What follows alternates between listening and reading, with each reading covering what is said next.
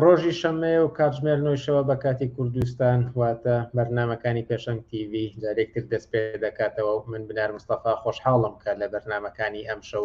5 نۆڤەمبەری 2022دا لەگەڵتانە. ئازیزان بەرنمەکانی ئەم ڕۆمان لە چەند تەوەرێکی جیاواز پێک هاتووە و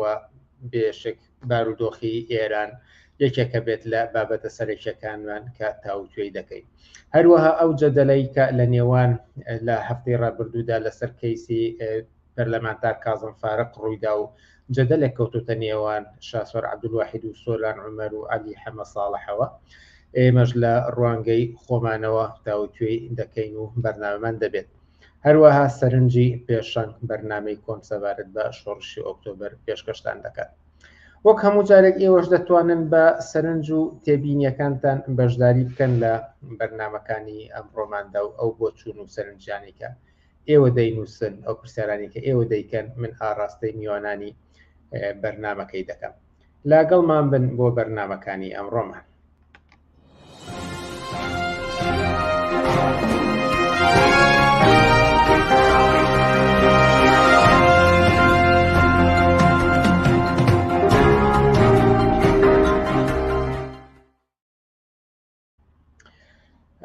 ئازیزان لە یەکەم تەوەری بەرنمەکانی ئەم ڕۆماندا کۆمەڵێک بابەت وە گوتمان ئاماژەی پێدەکەین ڕەنگە لەسەر ئێران و لەسەر ئەم جەدەلەیکە لە نێوان ئەم کەسانەدا ڕوویداوە تاوتوێ دەکەین و کاتمان بۆ داناون. بەڵام سەرەتا ئەوەی کە لە ئێران ڕوودەدا و کاریگەریەکانی لەسەر بزوتنەوەی ئیسلامی سیاسی لە ناوچەکە و لە جیهاندا بە گشتی تاوتوێ دەکەین. و بۆ ئەم بەرنمەیەش تاهیر حەسەنمان بانگەشت کردووە و ئەویش میوانداری ئەمە قبول کردووە.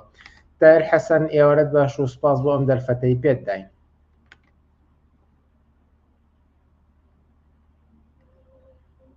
تاهیر حەسەن گوێت لە دەنگی ئێمە هەیە؟ نەخێر بەداخەوە کێشەی تەکنیشیمان هەیە. تاهیر حەسەن گوێی لە ئێمە نییە. هەوڵ دەدەین ئەو کێشەیە چارەسەر بکەین و بزانین هەتا ئەو کێشە چارەسەر دەکەین یەکێکتر لە بەرنمەکان پێشکەش دەکەین. یەک گوشاری بچووک و دەگەڕێنەوە لاتان.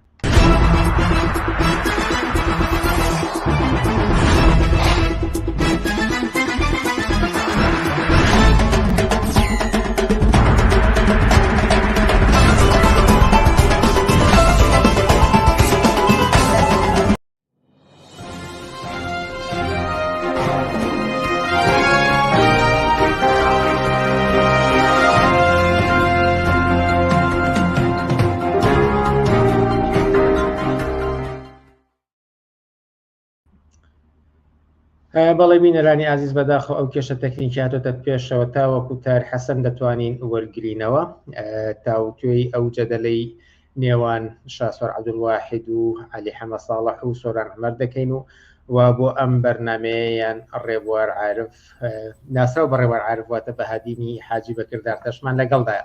ڕێوار عارف ئێوارەت باش و سپاس بۆ ئەم دەرفەتەی پێت داین. زۆر سپاس بنەرجیان، سپاس و سڵاوم هەیە، هیوادارم ئاسوودە و بەختەوەر بنەموتان. زۆر سپاس. کەیسی کازم فاروق، دکتۆر کازم فاروق پەرلەمانتاری نەوەی نوێ جەدەلێکی زۆری بە دوای خۆی داهێنا و لە زۆربەی میدیاکاندا باسی کرا و تاو ئاستەی لە ڕۆژێکدا 3 کۆنگری ڕۆژنامەگەری لەسەر بەسترا. پێش ئەوەی کە بچمە سەر وردەکاری نێو ئەو قسە و باسانی کە لێو جەدالانەدا کراون، دەمەوێت بۆ چوونی ئەوە بە شێوەیەکی گشتی بپرسن کە ئەم جەدەلە لەم کاتەیە چیمان پێ دەڵێت؟ بەڵێ دەستت خۆش بێ. لە ڕاستیە ڕەنگە بۆ خۆی جێگەی پرسیارێکی جدی بێ کە لە ڕۆژێکە 3 کۆنگری ڕۆژنامەگەری دەبەسترێ لەسەر بابەتێکی دیاری کراوە. ئەوەی لەمە زۆر جێگەی سەرنجرە هەر 3 کۆنگری ڕۆژنامەگەریەکە و کەسانەی کە خاوەنی بابەسەکە و بابەتەکە بوون هەمویان یەکی کۆمەڵێ دۆکۆمنتێکی زۆر فراوانیان بەدەستەوە بوو. یەکەم شت ئەمە بارودۆخێکی تایبەتی کوردستانە کە ئەم پشێویە و ئەم بارودۆخەی دەسەڵات و حکوومەتێکە لە هەرێمی کوردستانە هەیە ئیتر بە شوێنێک گەشتووە کە تەرەپێکی بێزاری و ناڕەحەتکردنی خەڵکە، تەرەپێکیشی ئەوەیە کە دەبێ بە بەردەوامی بازارگەرمی خۆیان لە ڕێگەی جیاوازەوە بدۆستنەوە. بەڵام ئەوەی جێگەی کاریگەری ئەوەی جێگەی نیگەرانیە ئەوەی جێگەی بارحاڵتیان ڕەمانێکی زیاترە زۆر جار لە ناو کێشمە کێشانە کەسانێک کە بنە قوربانی کە لە هەر حاڵ نەئەبوو ببێت نەئەبوو ببێ بە مۆزوع بەو شێوەیە و کەسانێکیش دانەوێت نان لەم بارودۆخە بخۆن لە ڕاستیە کە دەسمایەیان هەر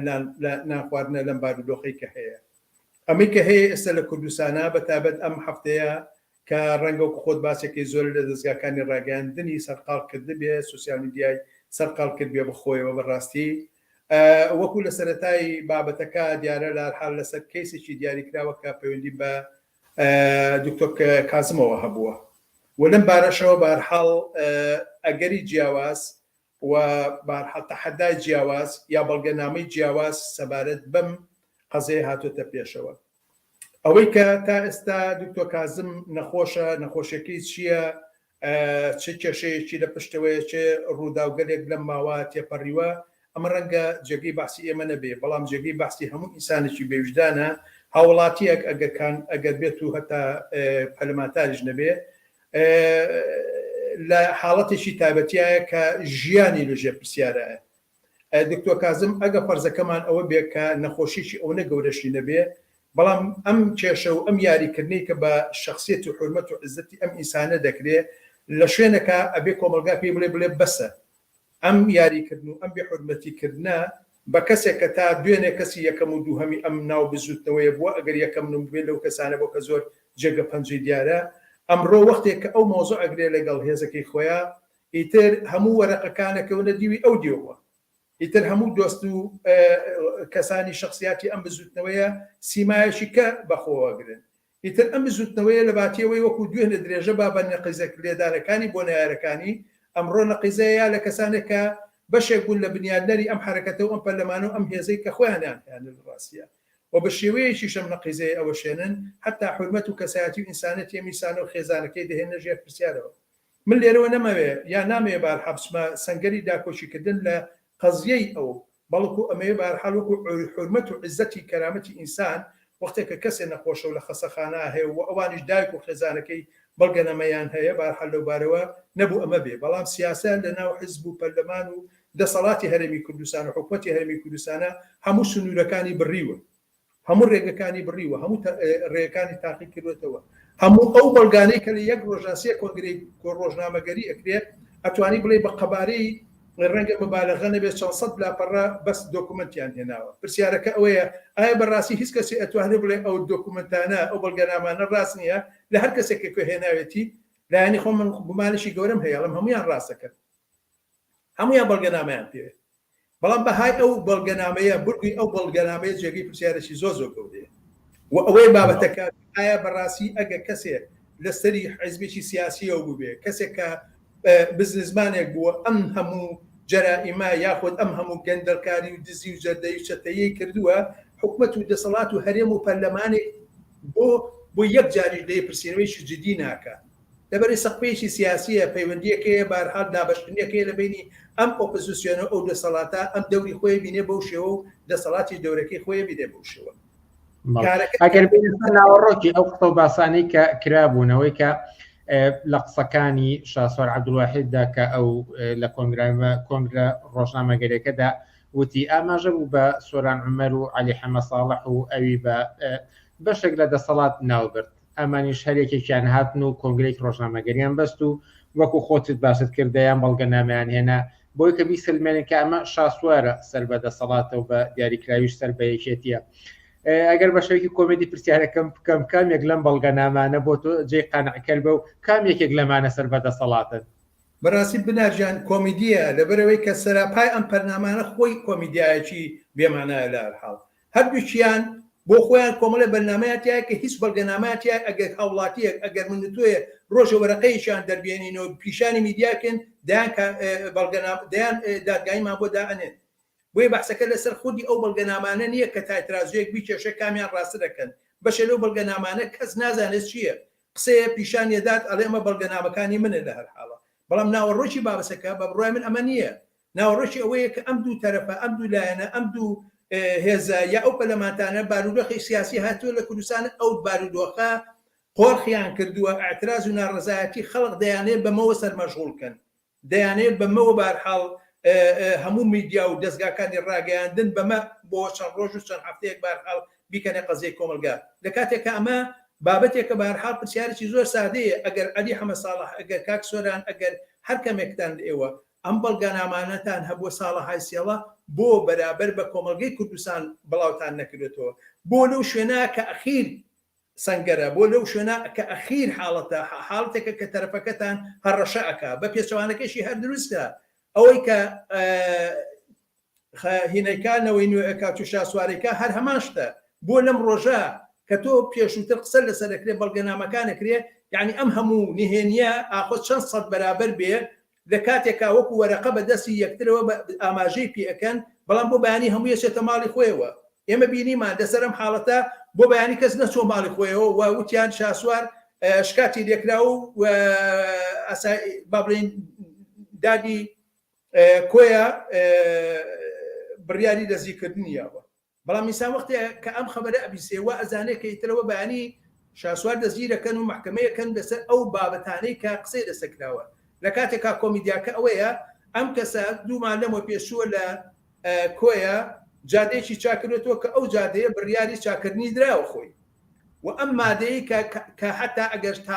شاسوار یا هەر هەوڵاتێک و هەر کەسێکی پێ هین کرێت تاوان باکرێت پێم وایە مادەی 224ە کە بۆ مەسائلی با بڵێن هەندی حاڵەتی وەک چۆن دەڵێ نوشتەکردن و با بڵێن خەڵقەڵەپاندن و سحر و ئەم بابەتانەیە یعنی ئەگەر تۆ بچیتە ناو ناوەڕۆژی بابەتەکەەوە یاخود ئەو قانونەوە هەتا سزاکەشی شتێکی زۆر کۆمیدیە یعنی ئەمە سیناریۆیەکە زۆر بێمعنایە لە هەرحاڵە یعنی ئەمەیەکە ئەڵێن لە واقع ئەمە بۆ سەرمەشغوڵکردنی خەڵکە ئەو پەڕەکەی ئەوەی دایان بە دادگا شاسوار و یەک بەیەکێمانە دەیان شکاتیان لەسرە بەڵام ئەم حکومەتە لەبەر ئەوەی لە هەمویانەخوا ئەم دەسەڵاتە لە هەمویانەخوا لەبەر ئەوە بارحال ناچێتە پای هیچ هەنگاوێکی جدی و عملیەوە بناژیان ئەگەر دقت بکەین لە چەند ساڵی ڕابردووە لە 10 ساڵی ڕابردووە ئەم حیزبانی کە بەتابەت لە دوای گۆڕانە دروستەبوون هەمویان بوون بە کۆمپانیای بەرهەمهێنانی کەسایەتی بۆ پارتی دیموکراتی کوردستان دەیان و سەدان کاردێر لەم حیزبانەوە بارحال ئەکەونە شوێنێک و بنە بە پەرلەمانتارێک و بنە وەزیرێک و گزیرێک و لەپڕ ئەوە نەمان نەزانی باروگۆچکەیەک وازێتەوە بۆ لای برادەرانی پارتی و دوێنش بینیمان بارحال برادرانی پارتی لە وڵاتەوە لیستێکی دوور درێژ لە ئەندامی کۆمیتەی مرکزی و مەکتەبی سیاسی ئەم حیزبانی هێناوە بە حساب لەناو کۆنگرەکەی خۆیان دایانێت بۆیە نە پارتی ئەوێ ئەم بارودۆخە لە خۆی بە ئاڵۆستێنێ نە ئەوێت لە دواچوونێکی جدی لەسەر ئەم بابەتەیە بکە و لە ڕاستیان نەقەزێشێتی چونکە بە دواچوون لەسەر ئەمانە پێش هەموو شتێ خۆیان ئەکەونەنا ئەو بەرپرسیارەتیەوە لە هەرحاڵە ئاخە تۆ دەسەڵاتێکی ئەبینی کەسێک لە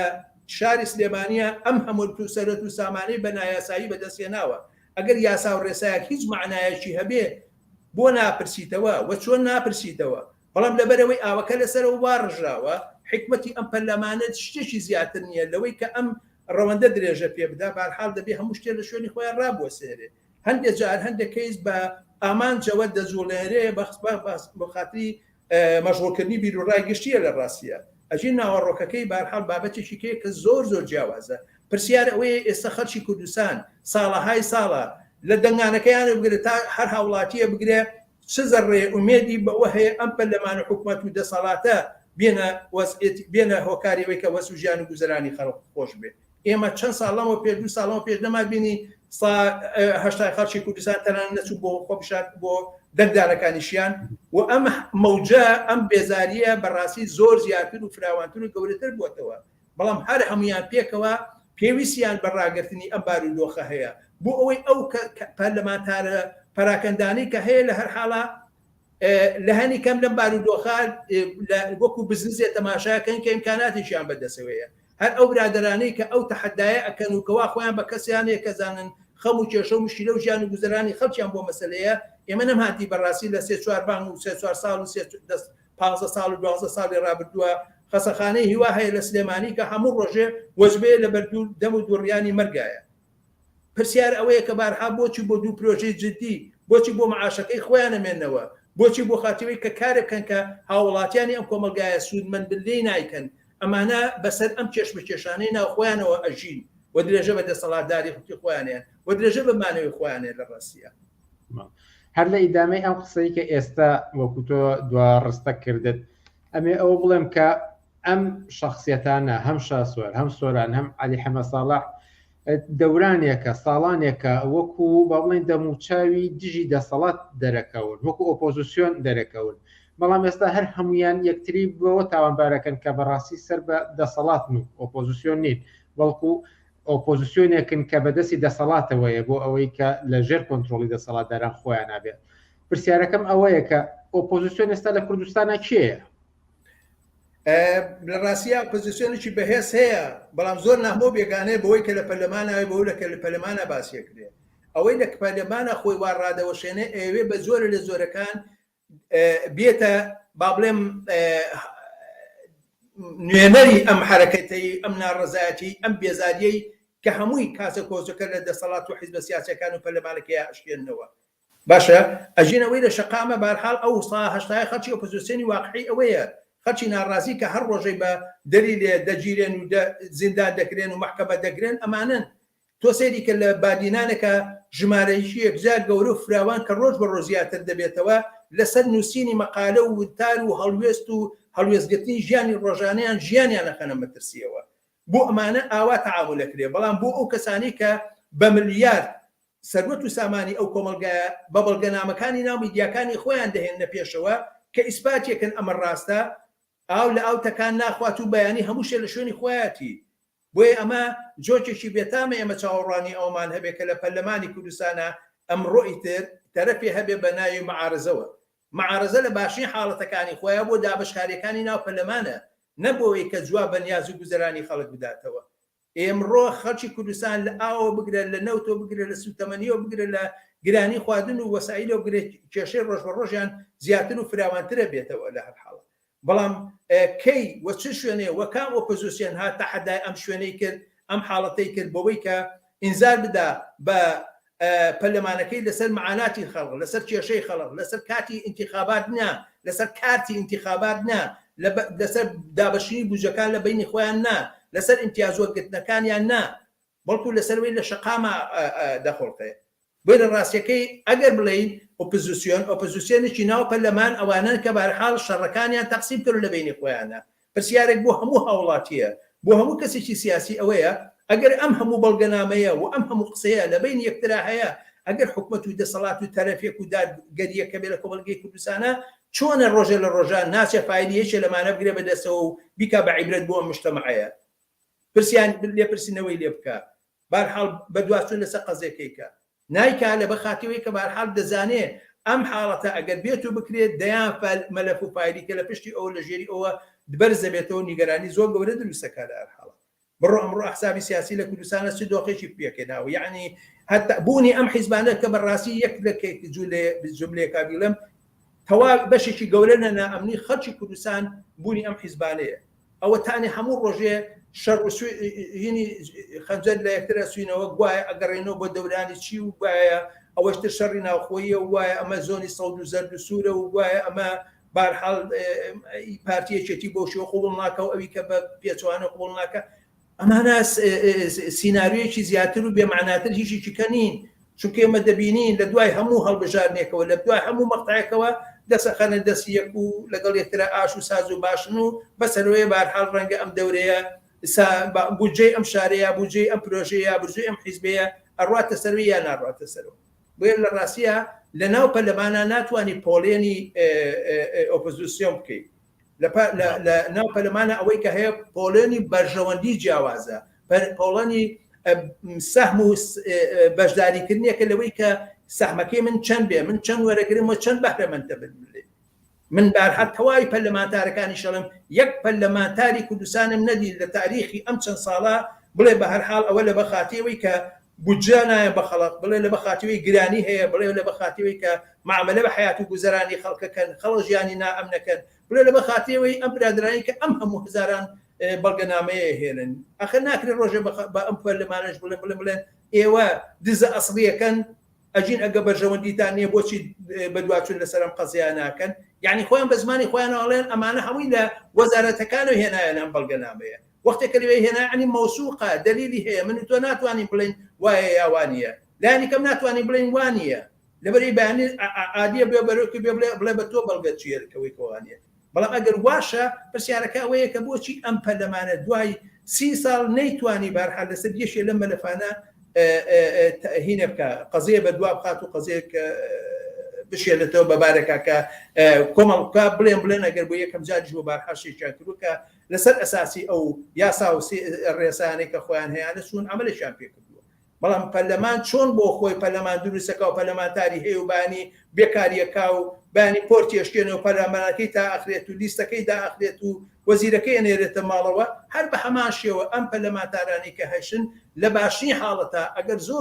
زۆریش بڕۆن لە شوێنێکەوەی تەرەنە ستۆپ و بە ئیشارەیە بێدەنگیانەکەن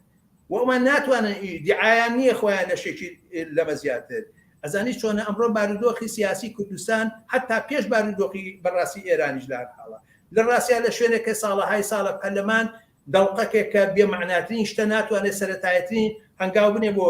خۆشکردن و باشکردنی گوزەرانی سیاسی خەڵک مەجموعەیە کۆمپانیا هەن لە منتیقەیە لە حاڵە بەسەر ئەم حیزبە سیاسیانان سەرەت و سامانی ئەم شێوە ئەم کۆمەلگایە بۆ شێوە بەکارێنن کە بەرحاڵ من و تۆ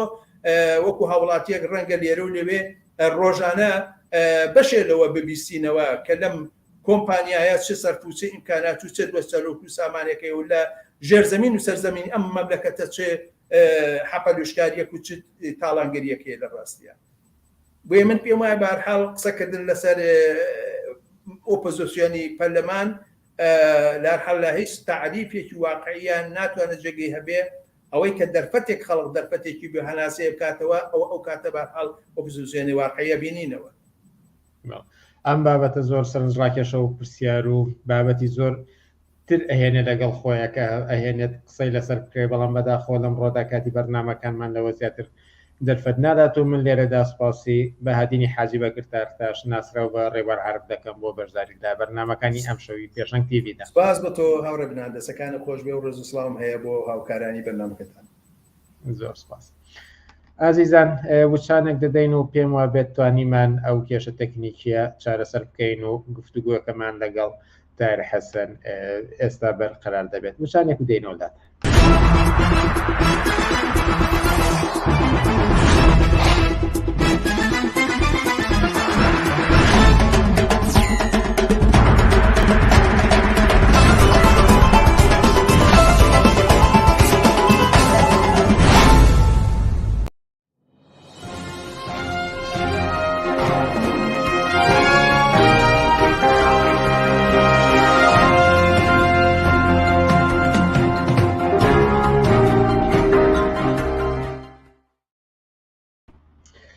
مەڵێ بینەرانی ئازیز هەوڵێکی تر دەدەینەوە بزانین ئەم کێشە تەکنیکەمان چارەسەر وە ئومێدەوارم کە چارەسەر بوو بێت و ئێستاش تایر حەسەن دووبارە لەسەر هێڵە تایر حەسەن ئێوارت باش ئێوارەیەوە باش زۆر سپاسانەکەم زۆر ڕێز و سڵاوم هەیە بۆ بیستەران و بینەرانی پێشەنگ تیڤی زۆر سپاس کاتوانی لە بەرنامەکانی ئەم شەوی پێشەنگ تیڤیدا ئامادە بیت و تەحموڵتان کرد کە تاوەکو ئەو کێشە تەکنیکیەش چارەسەر بکەین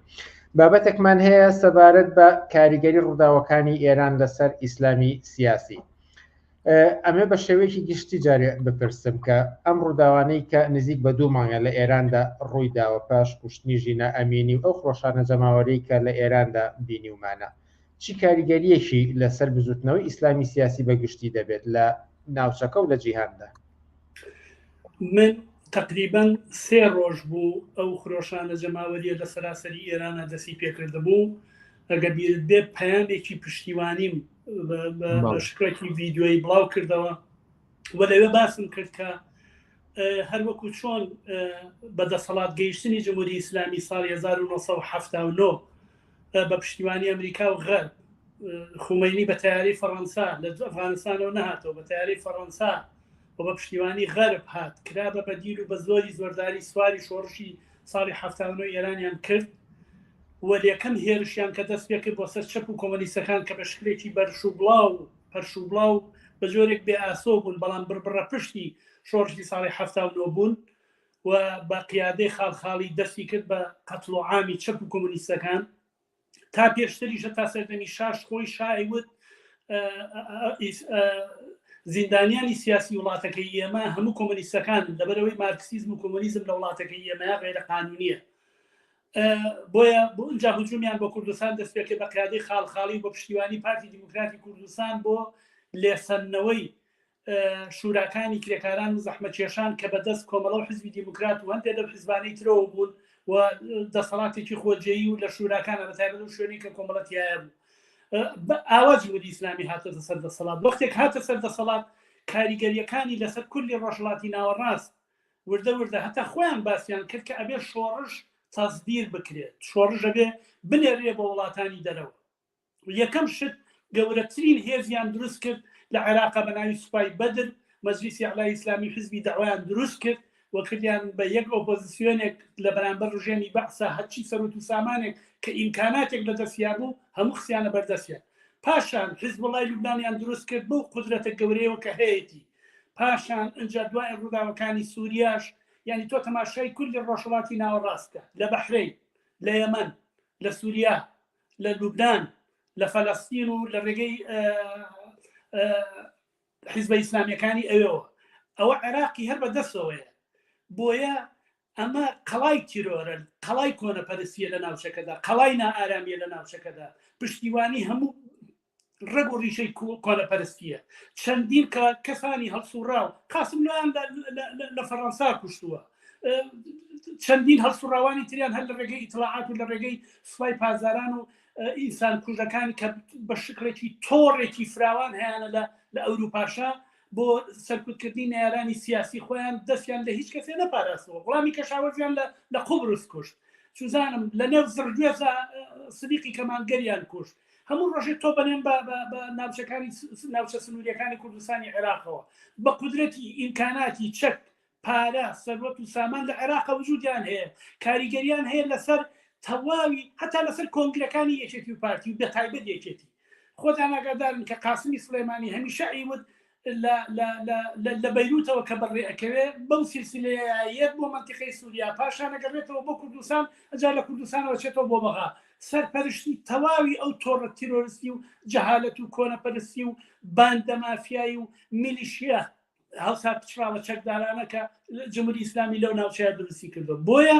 ڕوخاندنی جمهوری ئیسلامی هەر وەک چۆنم کاریگەری بۆ بەهاتنی هەر ئەوها گەورەترین پشت و پەنای تیرۆر، کۆنەپەرستی، جەهالەت، دواکەوتووی، نائەمنی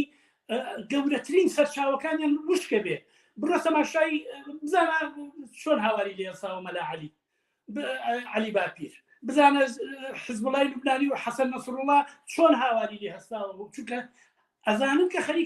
خەریکە کورسیەکانی ژێپیان لەقە بێ و ئەمەش لە ڕێگەی هێرشێکەوە ناکە ئەمریکا بیکاتە سەریان، بەڵکو لە ڕێگەی هێرشێکەوە کە خەڵک دەستی پێ کردووە و ئەڵێن ئێوەمان ناوێتر تەواو کاسە پڕ بووە دەبێ بڕۆن.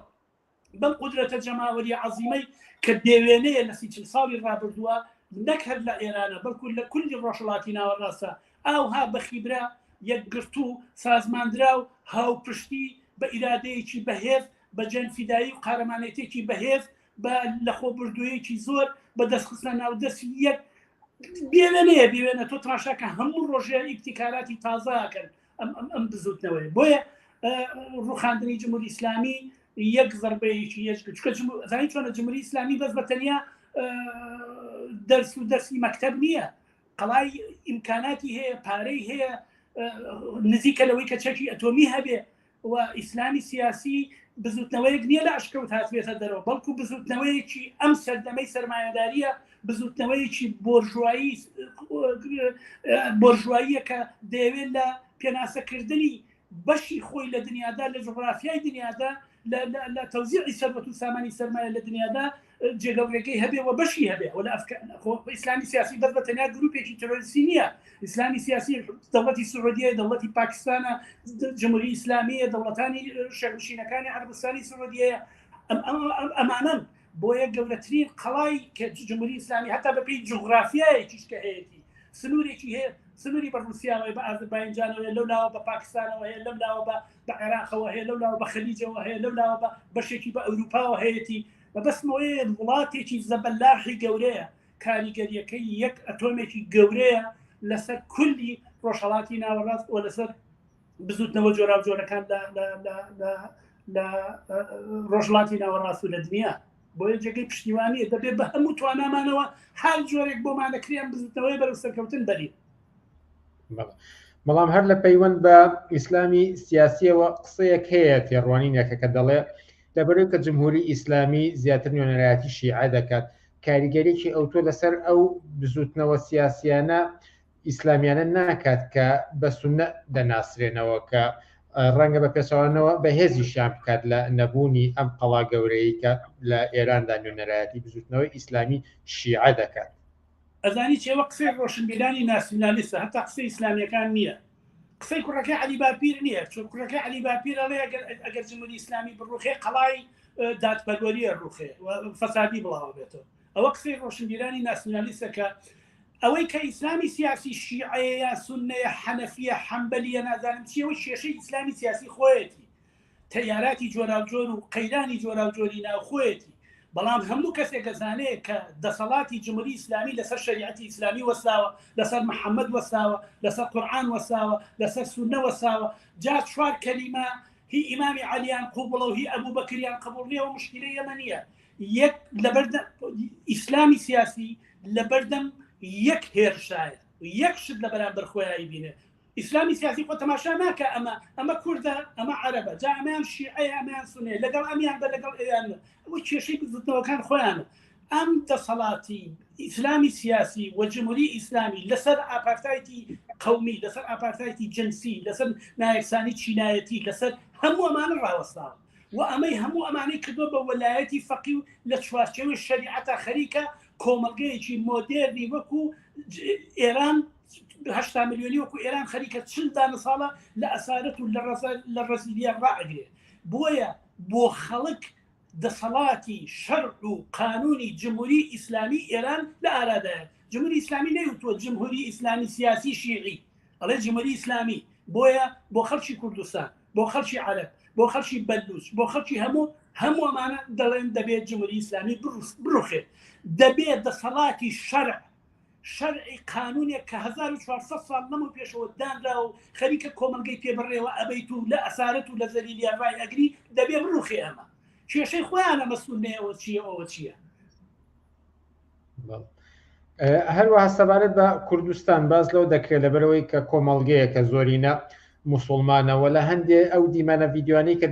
بڵاو دەبێتەوە لە تۆڕە کۆمەڵاتیەکان و خەڵکی کۆمنتی لەسەر دەدەن. ئەگەر دوانسانێک بەوانە بەنمونە بێنمە وەکو ئەوەی کە لە ڤیددیۆیەکدا بەشێک لە خوێندکارانی زانکۆکانی تارانە پێم وابێ ئەو دیوارانە دەشکێنن کە لە پۆلی زانکۆکاندا هەیە کە کوڕان و کچان قوتابیان کوڕان و کچان جیا دەکاتەوە، یاخود لە زانکۆیەکی تردایە قوتابیان تێکڕا دەچنە سەر ڕەحلەکان و دروشمی ژنژیان ئازادی دەڵێنەوە. لە بەرامبەر بڵاوبوونەوەی ئەم جۆرە ڤیددیوانەدا دەنووسرێت کە ئەمانە داوای بەڕەڵای یەکەن، داوای ئازادی ناکەنەوە. خۆشبەختانە کۆمەڵگەی کوردستان دوورە لەوەی کە ئەو نمونانە لە بەرچاو بگرێت. ئەوەی کە باز دەکەن کە لە کوردستانیشە پشتیوانێکی ئەوتۆ لە ئێران نەکراوە، ئەوە باز دەکات کە ئەمان موسڵمان و ئەوەی کە لە ئێران بەڕێوەیە جێگەی پشتیوانی نییە. سەرشتان لەسەرم تێڕوانینە چییە؟ ئەزانی چۆنە ئەوەی کە هەر کەس هەر دینێکی هەیە نوێژەکە ناکار ڕۆژۆگرێ ناگرێ بە هەر حاڵ خۆی مقەیەدە بە هینێکی ترەوە بە دینێکەوە بە کۆمەڵێک محتەقەداتی دینی و مەوزوعی خۆیەتی. ئێمە باز لەسەر یەک دەسەڵاتێکی سیاسیەکەن کە دەسەڵاتی سیاسی بەدەستەوەیە، تەواوی جومگەکانی کۆمەلگەی بەدەستەوەیە، نان و ژیان و ئابووری، اقتصاد، بازار، نەوت، سیاست، خوێندن، نووسین، دادگا، زیندان، مزگەوت، هەموو شتێکی بەدەستەوەیە و بەمانە هەموو ئەم کۆمەلگایی لە ئەسارەتە ڕاگرتووە، لە نایەکسانیە ڕاگرتووە. یەک کۆم بەپێی ئاماری هەتا سندوقی دراوی نێودەوڵەتی نیسبەتی ملیاردێرەکانی ئێران لە هەموو ڕۆژهەڵاتی ناوەڕاست زیاترە. بەچی هاتووانە؟ بەم دەسەڵاتە نایەکسانە و بەم قڵشتە چینایەتیە کە لەم کۆمەلگایە دروستی کردووە. ئێمە قسەکەمانەوە نییە کە بیزەبت لەبەرەوەی جمهوری ئیسلامی بەیانی کە ڕۆژی تر لە کوردستانی عێراقیش ئیتر دەزە بەبێ شۆڕش و هەموو ئەمانە دام و دەستگای ئیسلامی سیاسی ئەپێچنەوە کە ئومێدەوارم وابێت. بەڵام ئێمە نەمانوتووە ئەمە ڕوو ئەدا، چونکە هەر کۆمەلگەی تایبەتمەندی خۆی هەیە، هەر کۆمەلگەی میکانیزمی خۆنواندنی خۆی هەیە. هەرچەنە خەڵکی کوردستانیش بە قودرەتێکی زۆر پڕەوە لە دەسەڵاتی یەکێتی و پارتی و دەسەڵاتی بزوتنەوەی کوردایەتی و ئەم ئیسلامی سیاسیە هەتا سەرلوتیان هاتووە خواخوانە یەک دقە زووتر بڕوخێ ئەمە زمینەی واقعیە بۆیە نەچون بۆ انتخابات بۆیە هەموو ڕۆژە بێزاریەکانیان نەبینی بۆ یەکێتی و پارتی ناچار بوون ئەم سیناوی انتخاباتەکەشیان تەجیلکەن لەبەرەوەی ناوێنن بچنە بەردەم خەڵک ناوێنن خەڵک بمانەواسکەن بۆەوەی کە بێت دەنگیان پێ بە هەر حەڵزان کە لە نێو قەیرانێکن ڕۆژ بە ڕۆژ ئاگاتان لێ لەسەر یەکتری قسە ئەکەن شێخ زەعفەر بە حساب جێگیری سەرۆکی حکوومەتە سەرۆکی هەرێمە ئەو کە قسەکە ئەڵێ بەتەمای هیچ نین ئێمە وەکو مێشێک وایە و بەیانی خەریکی نەڕوخێن و ینی هەموو ئەم قسانە نیشانەدا کەم دەسەڵاتە لەسەر پوش وەستاوە لەسەر هیچ نەوەستاوە باشە بۆیە ئاڵوگۆڕێکی وەک ئەمەی ئێران کاریگەری بەس هێزەدا بە خەڵک هێزەدا هەتا بەوەی کە نوێژەکە بۆ ئەوانەی کە ئێستا لە کوردستانی ئێرانە هاتوونەتەوە ئەڵێن جمهوری ئیسلامی دەبێت بڕوخێ یعنی هەمویان کۆمۆنیست و هەمویان ملحیدن هیچیان باوەڕیان بەخوا نییە کەی وایە خەڵک لە بەرامبەر نابەرابەری ئابووری سیاسی سەرکوت لە بەرامبەر ماتۆتە مەیدان ئەیانەوێ سبەینە دەوڵەتێکدا بمەسرێنن کە ئەوەی کە نوێژ ئەکا تەقدیر نەکرێ ئەوەی کە نایکە تەوهینی پێ نەکرێ کچ و کوڕ بەیەکە وەکو ساڵی هەفتاکان و شەسەکانی سلێمانی وەکو شەسەکان و هەفتاکانی کابول بڕۆ سەری قوتابیانی زانکۆکانی کابول کە کابولێک کە ئێستا تەلەڤیزۆن ئەنە بەرشەق نایڵ خەڵکسەی تەلەڤیزۆنکە ساڵی شەسەکان و هەفتاکان کچ و کوڕ بەیەکەوە بە تەنوریان لە پێ بەیەکەوە لەسەر یەک کورسی دانیشتون جامعی بەغاو جامعی سلێمانی نمونەی ئەمەن گۆرانەکانی پێشوو سیرکە سەیری شێعرەکانی شاعری نالی و کێو ئەمانەکە سەیری گۆرانەکانی پێشووتری ساڵی هەفتاکان و شەسەکان کە ئەمانە هاتوون ئیسلامی سیاسی کە هات بەرگی هەوڵیدا بەرگی ئیسلامیزم کە بە کۆمەڵ مەدەنی کوردستان و ئێرانە بۆیە ڕوخاندنی کاریگەری بە تەواوی لەسەر هەموو جەستەی خەڵکی کوردستان دانێ هەم خەڵکی کوردستان هەمیشە لەژێر کاریگەری فەزا و کولتوری ئێران بووە بە مۆزیکی ڕسمی گۆرانی بێژەکانیان هەڵەواسی شریتەکانیان هات ئالەتی مۆسیقاکانیان هات حەزیانەکە لاساریان بکەنەوە حەزیانەکە فێری فارسی ببن حەزیانەکە فێری هونەرەکانیان ببن حەزیانەکە فێری خوێندنەوەی مێژووی سۆسیالیزم لە ئێران بکەن مێژووی چەپ لە ئێران بکەن هەمیشە ینی دراوسەی یەکەن هەتا لەهجەکانیان لەژێر کاریگەری یەکتریە چۆن ئەتوانێت شتێکی وانە بێت حزبی کۆمۆنیستی کرێکاری ساڵی 2000 بە پشتیوانی جمهوری ئیسلامی و لەسەر داوای جمهوری ئیسلامی یەکێتی نیشتیمانی ئەمە خەدەغە کرد ئەگەرم جمهوری ئیسلامی بڕات چۆن ناتوانێت بزوتنەوەی چەپ و کۆمۆنیزم جارێکی کە لە کوردستان و لە عێراق و لە ناوچەکان دەشەبسەرێتەوە ئەمە شتێکی واقعە بەدەست من و تۆ نییە بە حەز نییە ئەمە بزوتنەوەیە کە سەرێکی لەوەیە سەرێکی لێرەیە سەرێکی لە بەغایە سەرێکی لە تارانە یەک بزوتنەوەیە یەک خواستی هەیە یەک ئامانجی هەیە ئەو برسێتی کە لە بەغدا هەیە هەرو برسێتی کە لە تاران هەیە ئەو سەرکوتەی لە دوهۆک هەیە هەرو سەرکوتەیە لە سنە هەیە بۆیە چۆن ناتوانن ئیلهام بە یەکتری وەرگرن پشتیوانیە بە دیواری چین ئەم بزوتنەوە لە یەکجا نەکراونەتەوە یەکێکی تر لەو بابەتانی کە پێم خۆشە لەگەڵ ئێوە تاوتۆی بکەم ئەویش دیاردەیەکە کە لە ماوەی ئەم دوو مانگەی ڕۆژشانەنجەماوەریەی ئێراندا دەبینین ئەویش دیاردەی فردانی ئەو عەمامە و مێزرانەیە کە بەسەری مەلە و ئاخوندەکانەوەیە زۆر گرتە ڤیدیۆی وەها بڵاو بۆتەوە هەروەنەی کە تەسویر کراوە و بڵاو بۆتەوە ئاخۆچەنێکی تر هەبێت کە تەسویر نەکرابێیان بڵاو نەکرابێتەوە لەسەر ئەمە چەندین وێنە گیراوە بڵاو بۆتەوە خەریکە ئەم وێنەیە ئەم فرێدانی مێزەر و عەمامەیە دەبێتە جۆرێک لە سمبۆڵ ئەمێ پرسم ئەمە چییە بۆچی لە پاڵ ژینە ئەمینێتە ئەم ناوی کە لە جیهاندا بڵاو بۆتەوە ئەم وێنەی فرێدانی مێزەرەش خەریکە دەبێتە سمبۆڵێک ئەزانی چۆنە من هەتا لەو پەیامەش جارێکی کە باسم کرد کە دەورانی شۆڕژگێڕانە دەورانێکە کە لەگەڵ پێشوان قابلی بەراورد نییە ئێستا ئێران ملی ناو بە دەورانێکی شۆڕژگێڕانەوە خەڵک ئیعتیماد بە یەکتری زیاترەکەن دەستە خەنە ناو دەستی یەکتریەوە باوشەکەن بە یەکتریە ئامانجەکانیان بە یەکتری تێکەڵەکەن دراوسەکان ئیعتیماد بە یەکەکەن خۆیان هێز بە یەکتری و لەم بارەوەنجا ئیبتیکارات دەکەن ئیبتیکاراتی هولەریەکەن ئیبتیکارات لە شیعاراتەکەن ئیبتیکارات لە هەموو شتێکەکەن جا هەموو بزوتنەوەیەک و هەموو دەسەڵاتێک سمبولی هەیە یعنی ئێستا جمهوری ئیسلامی ئەگەر بزانێت بە لەغوکردنەوەی گەشتی ئیرشاد و بە لەهوکردنەوەی حیجابی ئیجباری نەجات دەبێت و ئەم خەڵکە ئەچێتەوە بە ماڵە و سەری ئەم بورکانە دائەبرێتەوە هیچ گومانم نییە ئەیکا بەڵام ئەزانێت زۆر باش ئەزانێت حیجاب و ئەم گەشتی ئیرشاد و ئەم حیجابە سمبولی دەسەڵاتدارێتی جمهوری ئیسلامیە لە دەست لە وەرگرتنی ئەم سمبولە هەنگاوێک بەرەو ڕووخانە ڕواجارێکی تر ئەمە زۆر باش دەزانێت ئەم عەمامە بەسەرا ئەوەیە خەڵکی جاران کە قژی دیار بووە لە کچان قژیان دیار بووە لە نێوجادە ئەگەر هەتا گەشتی ئیرشادیش لەوێ نەبووە دوودانە ئاخود بەو ناوایە بڕۆشە یەکسەر هاوارێکرد خانم بپۆش هەیە کۆن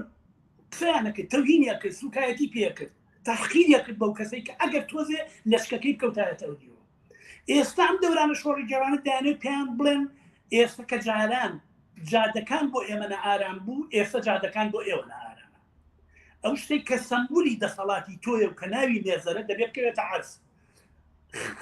خستنە خوارەوەی مێزەر یعنی خستنە خوارەوەی ئاخوند لەسەر دەسەڵاتی سیاسی دەیانەوێت ئەم مەسیجە بڵێن کە لە نێو جادەیە لە شوێنێک کە ئێمە هەین تۆر ئەمنیەتن لە خەتەرایە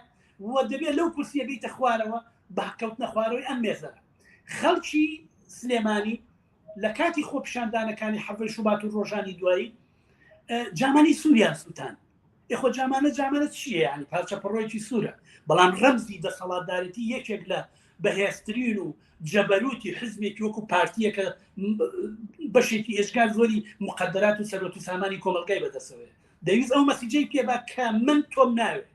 تۆ شتێک نیت کە من تۆم هەڵبژارد بێ من تۆم ناوێت تۆ دەبێ بڕۆی مەسەلەی حیجابی شەرعی نیشتە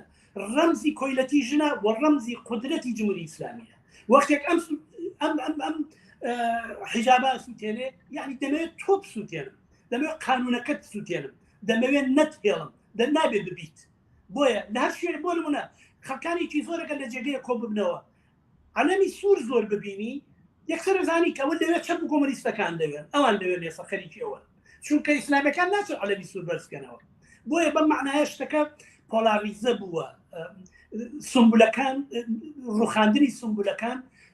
مەسیجە بۆ ئەوەی کە پێت بڵێم تۆ دەبێ بڕۆی تۆ نابێ ببی بە بڕای من جوانترین شتێکە کە ئەم مێزەرانە دەخەنە خوارەوە دوێنێ تۆ ئەمنیەتی من لە ترسی تۆ نەمەوێرا بێمە سەرجادە ئەمڕۆ تۆ لە ترسی من ناوێنی بێتە سەرجادە هەتا من بیستومە لە زۆر شوێن ئاخوندەکان ڕیشیان تاشیوە و جلیکیان لەبەر کردەوە ئەمامۆشتەکانیان لا بردەوە چاکەت و پانتۆڵ و شتی جلی کە لەبەرەکەن بۆەوەی کە نەکا لە سەرجادە لیان بەمیان ئەمنیەتیان بکەوێتە خەتەریان سوکایەتیان پێ ئەوەیە ئەو مەسەلەی ئیبتیکارێکی بێ ئەندازە جوانە لە 10 ساڵی ڕابردووتە لە چەندین جێگەی تری خۆرهەڵاتی ناوەڕاست و باکووری ئەفریقادا هاتنە مەیدانی جەماوەری بووە لە میسر لە سووریا لە زۆر ناوچەی تریش و هەتا کوردستانیش بەڵام دایمە بزوتنەوەی ئیسلامی سیاسی شیتیا بووە لە تەنانەت لە هەندێک جێگەدا دەسەڵاتیشی گرتوۆتە دەست بۆ نمونە لە میسر دوای ئەوەی کە حوسنی موبارەک وەلا نرا مرسی کە نوێنەراتی ئیخوانیەکانە کرد ئەو گەیشتە دەسەڵات لە سووریا دوای ئەوەی کە خەڵکی هاتە مەیدان و بەڵام دواتر تەحویل بوو بە شەڕێکی ناوخۆوە بزوتنەوەیکی وەکو داعش بەرە ئەسەنێت و هێز دەگرێت چی شتێک وا دەکات کە ئەم مەترسیە لە ئێراندا نەوێت ئەگەر جمهوری ئیسلامی ڕووخا بەڵام بزوتنەوەیەکی تری سەر بە بزوتنەوەی ئیسلامی سیاسی نێ جێگەی بگرێتەوە یاخود هێز نەگرێت سەرەتا ئەوەی نسر و تونس ئەمەنە بە خێرایی ڕوویە ئەمریکا هەرفریان نەکەوت تەحلیلێکی بۆی هەبێ بزانێت کە چی بووە بەڵام ئەوەی میسر زۆر هەوڵیاندا بەڵام جێشی میسری و ناسیۆنالیزمی میسر زۆر لەوە وریاتر بوون زۆر هەوڵیاندا کە دەست بگرن بە حوسنی موبارەکەوە نەڕوخێ دوای ئەوەش کە هەوڵیاندا حوسنی موبارەک هەرڕوخا ویستیان ئەو شۆڕشە تا سەر نەڕواجارێکی کە مرسی هات بەڵام خەڵکی دووبارە هاتنەوە پێشەوە مرسیشیان ڕوخان بەڵامی تر ئەمەی تریان کە هات بە پشتیوانی غەرب بوو بە پشتیوانی غەرب بوو بۆی کە ئەم حرەکەتە لەو شوێنە بوەستێ بەڵام ئەوەی کە لە سووریا ڕوویدا بەڕاستی ئەمریکا لەبەرەوەی کە فریای میسر نەکەوت بۆیە بە ئاشکرا ئەوەی کە لە سووریا ڕوویە ئەمریکا و غەرب دروستیان کرد بۆی کە وەکو میسری لێنێ وەکو مەغریبی لێنێ وەکو تونسی لێنێ بەڵام تا ئەو جێگەی بە ئێران نەگەڕێتەوە ئێران یەکێک لە کۆنترین وڵاتی سەرمایەداری ڕۆژهەڵاتی ناوەڕاستە و یەکێ لە وڵاتە سەنعەتیە گەورەکانی وڵاتانی ڕۆژهەڵاتی ناوەڕاستە. چینی کرێکاری ئێرانی چینی کرێکارێکی وشیار و مێژووی کۆمونیزم و چەپ لە نێو چینی کرێکاری ئێرانیە مێژوویەکی زۆر دوور و درێژ و بەهێزی هەیە. جو کۆمەلگەی ئێران یەک شۆڕشێکی پشتسەر ناوە پێش ئێستا کە لە ڕۆژهەڵاتی ناوەڕاستە هیچ وڵاتێک تا کاتی میسر و تونس هیچ وڵاتێک لە ڕۆژهەڵاتی ناوەڕاستە شۆڕشی تیا ڕوو نەدابوو. ساڵی 79 شۆڕشێک لە ئێران ڕوو ئەدا چەپتیایە بەهێزترین قودرەتە بەڵام چەپێکی پەرشوبڵاو چەپ و کۆمونیستەکان بەهێزترین قودرەتی ساڵی 79 ئێران بوون کە دوایی چینی کرێکاری ئێران نەوتی ئێران هات و شعاری کارگەری نەفتێما ڕەهبەری سەرسەختێما بوو بە شعاری وەیتر شا نەیتوانی بمێنێتەوە ڕووخە غەرب هەوڵیدا حکوومەتێکی مۆقەت دروستیا و شاپور بەختیاریان دانا لە جێگەی بەڵامی تر ئەویش خۆی نەگرت و سەرنجام تەسلیمی خومینی و حیزبوڵایەکانیان کرد. بەم تەجروبەیە کە ئینقلاب شۆڕش لە هەر کۆمەلگەیە کاروبا ئەو دەست و تەجربانەی کە خەڵک بۆچینی کرێکار و کۆمونیستەکان فێری ئەبن بەقەدەر 20 دانە ساڵی حاڵەتی ڕۆژە ئاساییە. بۆیە ئێستا دووبارە سەیری تایبەتمەندەکانی ئەم خۆپیشاندانەکە تایبەتمەندەکانی ئەتوانی دڵت پێی خۆش بێ دڵت پێی خۆش بێ ئەتوانی یەکەم تایبەتمەندیەوەیە تایبەتمەندی سەراسەریە. خەڵکی کوردستان پشتیوانی تاران پشتیوانی بەلوجە بەلوج پشتیوانی عەبادانە عەبادان پشتیوانیش تەبرێزە تەبرێز پشتیوانیش مەشهەدە مەشهەد هەموو بەیەکەوە شیعارەکانیان سەراسەرین. ژن بڕبڕە پشتی ئەم بزوتنەوەی کە ژن خۆی هەر بە غەریزە سۆسیالیستە بەهۆی ئەو نایەکسانیە ڕەنگەزیەی کە لە کۆمەلگەی سەرمایەداریە بەسەری سەپێنراوە و وردەوردە کرێکاران خەریکن دەست لە کاری کێشنەوە و وردەوردە خەریکن پەیوەزە بن بەمەوە. قسەکەی باوکی مەحموود ئەمینی گوێ بگرە کاڵێ مناڵەکانتان بە تەنیا بەجێمێڵن لە کۆمەلگەیەکی تۆزێت بە جۆرێکە باوکان و دایکان نەسیحەتی مناڵەکانیان دەکەن کە نەچنە ناو خۆپیشاندانەوە بەس ئەوەڵێ لە ناو قەبری کوڕەکایەتی ئەڵێ بەڵێ مناڵەکانتان بەجێمێڵن بچن لەگەڵیان بن. ئەمە عەزەمەتی وەرەی شۆڕش گێڕانەیە کە لە کۆمەلگەیەکە خەریکە ڕوو ئەدا. بۆیە وتم ئەو تایبەتمەندیانە اینجا خەفەت چەبوونی ئەم حرەکەتە ئەو کڵشتە چینایەتی زۆر فراوانەی کە بە ناو کۆمەلگای ڕۆشتە خوارەوە ئەمانە هەموو وا ئەکرا ئەمانە طبعاً ئەمە گەرنتی 100% نییە. لە هەمووی مهمتر ئەوەیە هیچ دەخالەتێکی دەوڵەتێکی ناو وڵاتەکانی تیانە. ڕاستە بایدن و ڕۆژەوتی ئێمە نایڵین بە تەنیا بن و نایڵین ئەوە بین و بە هەر حەق قسەیە. بۆیە بڵێ کەسی هێزە دروستی کردووە ئەمریکا لە پشتێتی غەرب لە پشتێتی یەک کاردانەوەیکی چینایەتی بێزە قودرەتمەندی چینایەتیە کە ئەگەڕێتەوە بۆ 42 ساڵ 43 ساڵی حاکمیەتی نایەکسان و نابەرابەری سەرکتی سیاسی سەرکتی ئابووری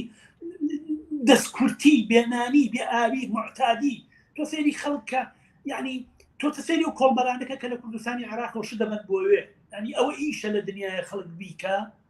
مەبەستمەوەیە ئەو قڵشتە چینایەتی برسێتی بێنانی خەڵک ئەیان ناتوانین مریشک بکڕین بە هەفتەی جارێ بە 2 هەفتە جارێ تازە ئەو کەسەی کە کاریشی هەیە ناتوانین مناڵەکانمان بنێرین بۆ مەکتەب و هەموو ڕۆژێکی ملیارها دۆلاریش لە حیزب الله لە هینەکانی یەمەنا سەرفەکە بەم معنایە حەسەن هەم لە زۆر جێگەی تریشە وەکو هەرزڵەوەت باستان کرد ئەوەی کە لە میسر و لە سووریادا ئەمریکا دەخاڵەتی کرد بەڵام لەوێش ئەم قڵشتە چینایەتی و ئەم فەقیری و شتانە هەبووەوە ئیسلامی سیاسی هەر لەوێ نانی خواردبوو بۆچی ئێستا لە ئێران ناتوانێت بەدیلێکی تر بێ جمهوری حرەکەتێک بێوێ جمهوری ئیسلامی بڕوخێنێ چۆن نتوانێت ئیسلامی سیاسی جارێکی کە بێتەوە ناوی یعنی ئەوەی کە مطمئینە ئەگەر جمهوری ئیسلامی بڕوخێ ئەگەر جمهوری ئیسلامی بڕوخێەوەم حرەکەتە تا ڕوخانی جمهوری ئیسلامی بڕوە تازە شۆڕش بە ڕوخانی جمهوری ئیسلامی دەست پێەکە شۆڕش نەگەوەی کە ئێستا ئەمە شۆڕش بێ ئێستا کۆمەلگە لە دەورەیەکی شۆڕش گێڕانایە هەر ئێستا بەڵام بە ڕوخانی جمهوری ئیسلامی اینجا شۆڕش دەست پێەکە ئایندەکەی ئەبێت چۆن بێ شۆڕش لە ساڵی 79 ئێرانە 2 دانە ساڵی خایان کە شار ڕۆیشت دوو دانە ساڵی خان تا جمهوری ئیسلامی هات و توانێت جێبێ خۆی بە پشتیوانی غەرب و ئەمریکا ڕینکات. ئێستا ئەم دەسەڵاتە بوتم تایبەتمەندیەکانی هەم چەپ هەم کۆمونیزم لە ئێرانە هەمش دەور و نەخشی ژن لە نێو ئەم حرەکەتە شۆڕش گێڕانەیە و ئەم حرەکەتە شۆڕش گێڕانەیە دژی ئیسلامی سیاسیە. چۆن نەکرێ ئیسلامێکی سیاسی خۆی بیڕوخێنێەوە بە شۆڕش هات نەک بە ئینتیخابات بە شۆڕش بیڕوخێنێ و ئیسلامێکی سیاسی کە بێنێ. هیچ شانسێکی نییە ئیسلامی سیاسی لە ئێرانە ئەگەر جمهوری ئیسلامی بڕۆخێ. ئەمە یەکێ لە پایە ئەسلیەکانە کە لە میسر وا نەبووە. لە میسر ئیخوان مسلمین تاریخێکی دوور و درێژی هەبوو لەوێ. بەرنامەکانمان کەمماوە من پێم خۆشە هەر لەسەر ئەو بابەتی مێزەر فرەدانە پرسیارێک هاتووە کە ئاراستەی ئێوەی بکەم و ئەویش دەڵێت کە هەندێک پێیان وایە کە ئەم فڕێدانی ئامامە و مێزەری کە کەمێک پێشتر باسمان کرد ئەمە پێشەلکردنی ئازادی جلوبەرگ پۆشینە. سەرنجی ئێوە لەم بارەوە چییە؟ ئەوانە بێ بەوە ڕازی بن کە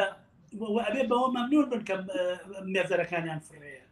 بڕواد ببێ یەک تۆزی کە ئەم حرەکەتە بچێتە پێشەوە ئەم دەسەڵاتە توموتیژی زیاتر بەکار بێنێ ئەو مەلایەنە لە سەرجادەکانە هەر بە لەقایان تۆپێنن هەر بە لەقایان کوژن. لەم دەورە دیاریکراوە کەی باسی ئازادی جنوبەرگ پۆشین و ئازادی ئەمەیە شەڕ لەسەرەوەیە کە تۆ نابێ ببین دەبێ بڕوخێ. ئەوەی کە ئەو دەسەڵاتی بەدەسەوەی و ئیمکانات و شەک و پارە و هەموو سەرۆت و سامانی کۆمەلگەی بەدەسەوەی ئێستا ئەو ئازادی ئەو پێشێنەکرێت کە هەر ئێستا هەزاران کەسیان لە زیندانەکانە فقط بەوەی خۆی بەشداری کردو لە خۆپیشاندانەکانە هەزاران کەسیان بێژگەلەوانی کە کوشتیان هەزاران کەسیان لە زیندانەکانە ڕاگرتووە ئێستا لە خۆپیشاندەران. ئێستا دەسەڵات ئازادی جنوبەرگ پۆشینی پێشێنەکرێت ئەوانە ڕەمزی جمهوری ئیسلامی. ئەم شۆڕشە هاتووت ئەم خۆپیشاندانە لە بەرامبەر دەسەڵاتی جمهوری ئیسلامیایە لە بەرامبەر تەواوی جەستەی جمهوری ئیسلامیایە بە حیجابەکەی بە مەلاکەی بە گەشتی ئیرشادەکەی بە زیندانی ئەوینی بە هەموو شوێنێکی شقەتێکی بەوە هەیە. ئەمە شۆڕش و کێشمەکێشێکە وەکەوە وایە من و تۆ لە سەنەرێکین من و تۆ لە سەنەرێکین فیشەکە گرینە یەکتری یەکی چند لە وڵاو فیشەکەم تێگرێت ئازادی من پێشێنەکە ئەمنیەتی ژیانی من لە خاتە خەتەر ئەکرێشتیوە شەڕە شەڕ یعنی شەڕ لە کاتی ئارامی و ئازایی قسە لەسەر ئازادی سیاسی قسە لەسەر جنوبەرگ پۆشین ئەوان تقریبا 43 ساڵە جنوبەرگ پۆشینیە بە ئارەزوی خۆیان بەسەر 8 میلیۆن کەس لە خەڵکی ئێرانە داسەپانوە 43 ساڵە سەرەتاییترین مافەکانی خەڵکی ژنانی ئێران پێشێنەکەن. ئێستا کەژنان هاتوون مێزەرەکانیان خەنە خوارەوە ئێستا حەق بەوە کە ئەو مێزەرەکی کەوتۆتە خوارە و جنوبەرگی ئازادی جنوبەرگی پێشێن کراوە.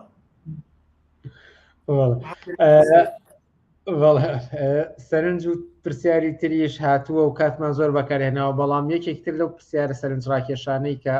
هاتووە هەڵبەدەمە بڕێک درێژە ئەگەر کۆی کەمە و کورتی کەمەوە بۆ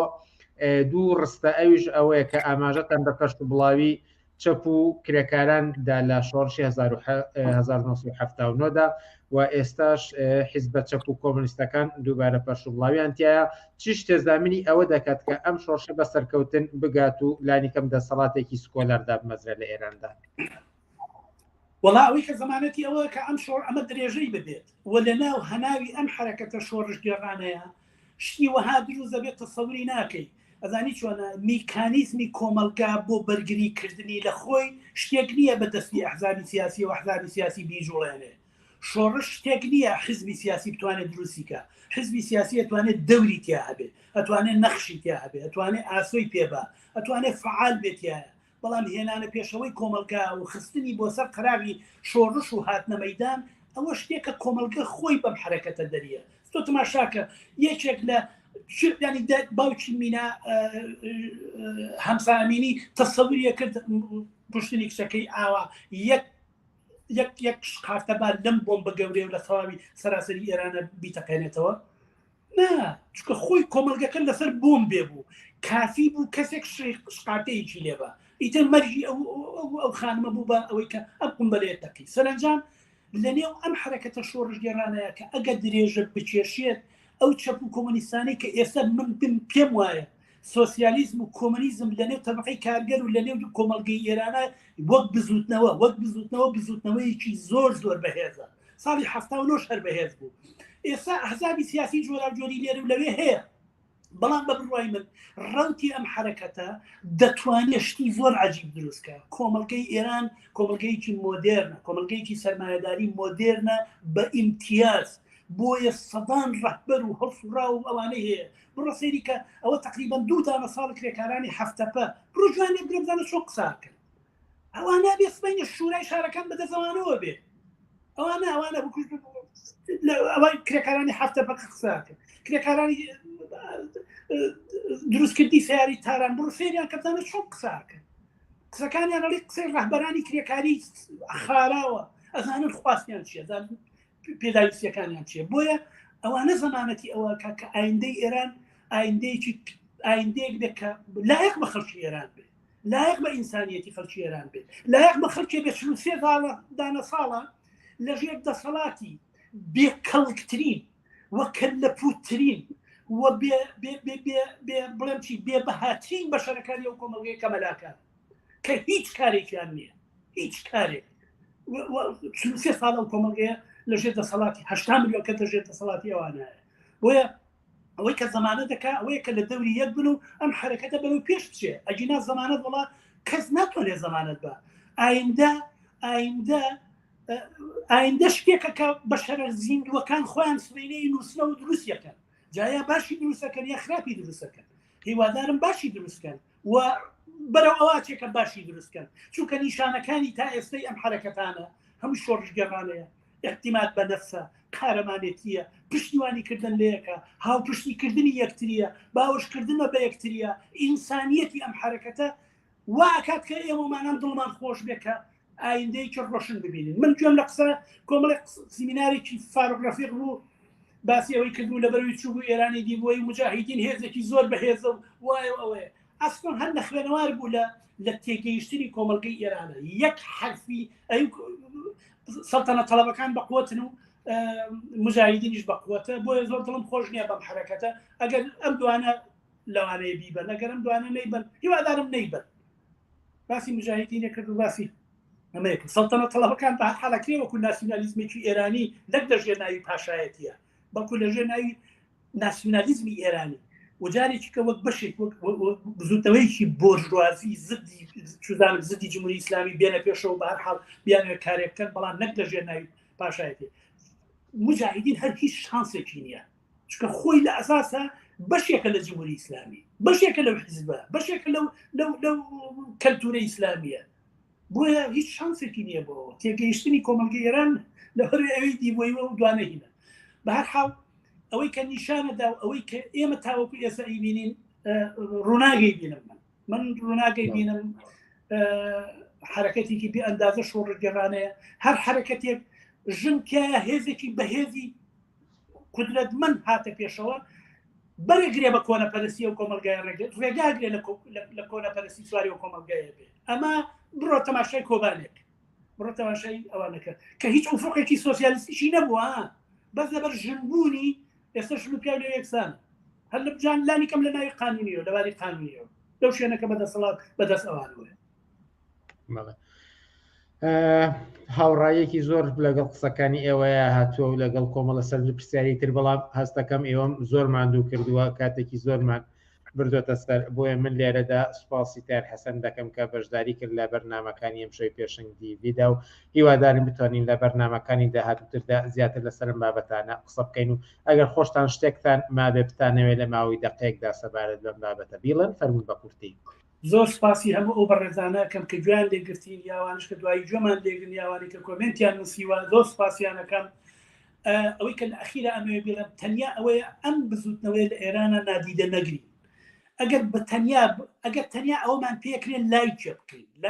لایکی حرەکەتێکی شۆڕژگەڕانە بکەین، شتێ بنووسین، دێڕێ بنووسین، پشتیوانیان بین، یان لە خۆپشاندانێکا بەشداری بکەین، لە هەر شوێنێک بۆمانەکرێت،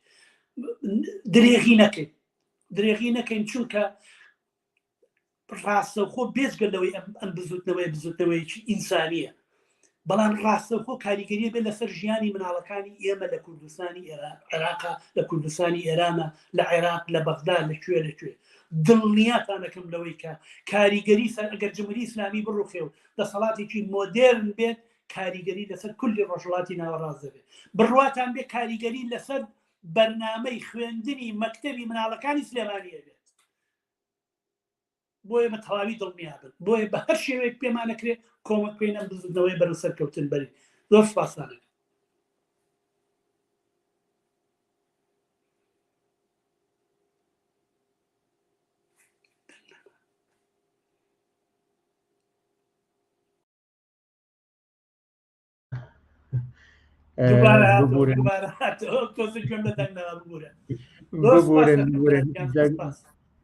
دەستان خۆش بێ. زۆر سپاس بۆ بەشداری ئێوە و زۆر سپاس بۆ بەشداری چالاکانەی بینەرانیش بەداخەو کە نەکرا تەواوی ئەو پرسیار و سەرنجانەی کە هاتبوون تاوتێبکرا، بەڵام هیواداریم بە شێوەیەکی گشتی توانی بێتمان تاوتێ بکەین و وە کاتێکی زۆر لەگەڵ تار حەسەن بووین و ماندوومان کرد. هەڵبەت لە بەرنامەکانی ئایندەشدا گفتوگۆ و بابەتی ترمان دەوێت هەم لەگەڵ تار حەسەن و هەم لەگەڵ کەسانی تریش و بابەتی ئێران لای ئێمە زیندوە بە پێچەوانەی میدیەکانی تری کوردیەوە. ئازیزان، پێش ئەوەی کە کۆتایی بە بەرنامەکانی ئەم هەفتەیە بێنین، چەند ڕۆژێکی تر بە دیاریکراوی حوتی مانگ دەبێتە یادی 105 ساڵەی یادی شۆڕشی ئۆکتۆبەر. ساڵی ڕابردوو لە یادی 104 ساڵەی شۆڕشی ئۆکتۆبەردا پێشەنگ تیڤ لە بەرنامەی سەرنجی پێشەنگدا دۆکمنتێکی بچووکی 4 خولەکی ئامادە کردووە و لێرەدا دووبارە پێشکەشی ئێوەی دەکەین. باش بینینی ئەم سەرنجی پێشەنگە بە هیوای کاتێکی خۆش بۆ ئێوە دا بەرنامەکانی هەفتەی ئایندە هەر شاد و سەرکەوتوو بن.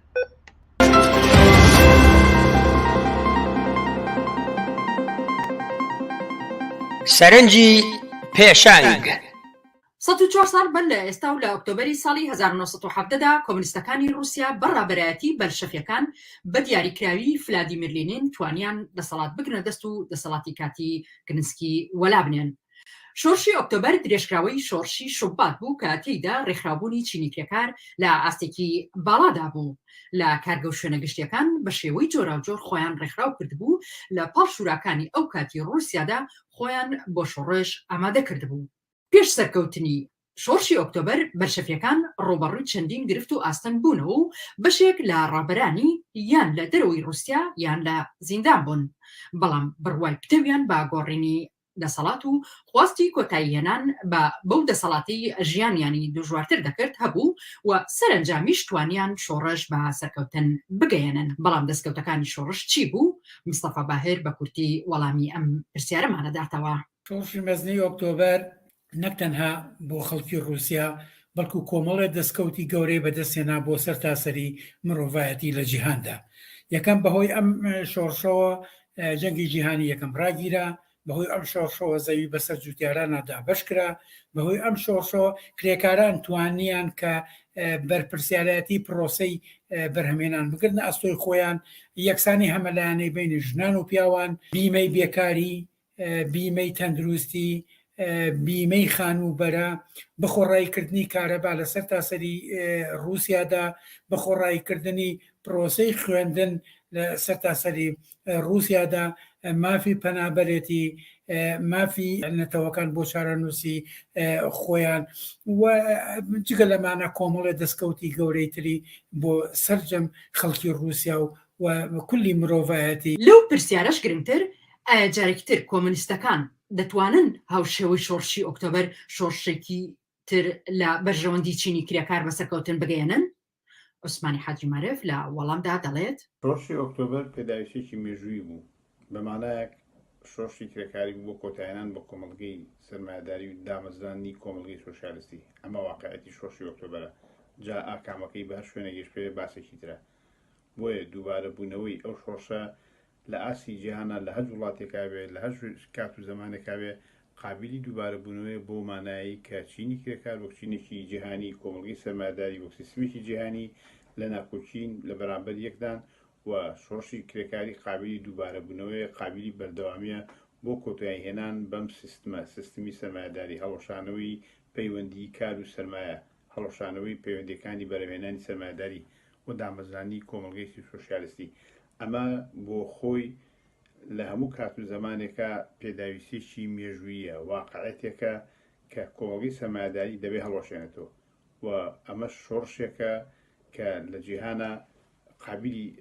تحقیقبوونە و غەیری ئەم شۆڕشەش هیچ شۆڕشێکی کە نەمانای هەیە نەوجودی هەیە بەمانایەکی دەقیقتر کۆمەڵگەی سۆشیالیستی لە سایی شۆڕشی کرێکاری و هەڵسانی جەماوەی کرێکاری بە ئامادەبوونی بە ڕێکخراوبوونی بە حزببوونی بە ئاسووی سۆشیالیستی ئەتوانێت تەواجد پیاکە و ئەتوانێت کۆمەڵگەی سەرمایه‌داری هەڵۆشێت و دەسەڵاتی کرێکاری دامەزرێنە حکومەتی کرێکاری دامەزرێنە ئەمە هەم واقعەتە و هەم ضرورەتە. لە بەرنامەکانی داهاتووی پێشەنگ تیڤیدا زیاتر سەبارەت بە شۆڕشی ئۆکتۆبەر و شۆڕش باگشتی بابەتمانە بێت چاوەڕوان بن.